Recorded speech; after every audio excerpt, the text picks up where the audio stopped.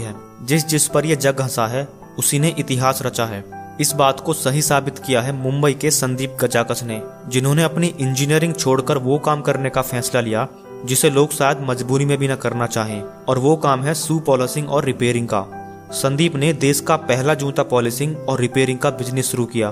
उन्होंने अपने इस यूनिक बिजनेस आइडिया के कारण शानदार सफलता पाई है और देखते ही देखते आज उनकी कंपनी देश के 10 से भी अधिक राज्यों में पहुंच चुकी है। इतना ही नहीं, संदीप की कंपनी कई मशहूर बड़े ब्रांड पूमा, रीबॉक, नाइक और फिला समेत कई कंपनियों से जुड़ी हुई है। मुंबई के मीठीबाई कॉलेज में पढ़ते समय संदीप के मन में शू लॉन्ड्री का आइडिया तब आया जब संदीप के कॉलेज में पढ़ने वाले कुछ बड़े घर के लड़के अपने शूज को लेकर बहुत बेफिक्र थे। एक बार पहनने के बाद अगर शूज जरा से भी खराब हुए तो वो उन्हें फेंक देते थे। एक दिन संदीप ने अपने दोस्तों से शर्त रखी कि वो उनके शूज एकदम नए कर देगा, और संदीप ने सिर्फ शर्त के लिए अपने दोस्तों के शूज एकदम नए जैसे करके दिखाए।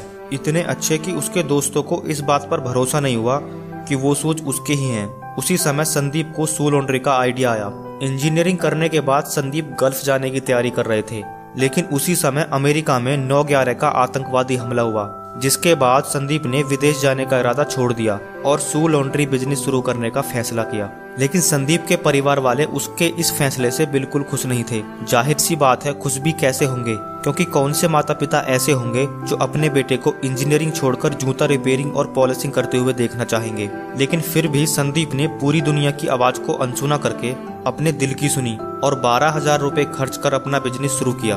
उन्होंने बाथरूम को वर्कशॉप बनाकर दोस्तों और रिश्तेदारों के जूता पॉलिश और रिपेयरिंग करना शुरू कर दिया, और दोस्तों की मदद से कुछ मार्केटिंग कैंपेन किए जिससे अपने इस इनोवेटिव आइडिया को लोगों तक पहुंचाया। संदीप ने सबसे ज्यादा समय अपनी रिसर्च पर दिया और कुछ ऐसे इनोवेटिव तरीके खोज निकाले जो पुराने जूतों को एकदम नया बना दे, और आखिरकार उन्होंने 2003 में देश की पहली शू लॉन्ड्री कंपनी शुरू करी। संदीप के शुरुआत करने के बाद इस बिजनेस में 8 नई कंपटीटर कंपनियां आईं, लेकिन फिर भी वो ज्यादा दिन नहीं टिक पाईं, क्योंकि इस कम मार्जिन बिजनेस में हर किसी का टिक पाना मुश्किल है। लेकिन संदीप की मेहनत और काबिलियत के कारण आज उनकी कंपनी का सालाना टर्नओवर 2 करोड़ से ज्यादा है।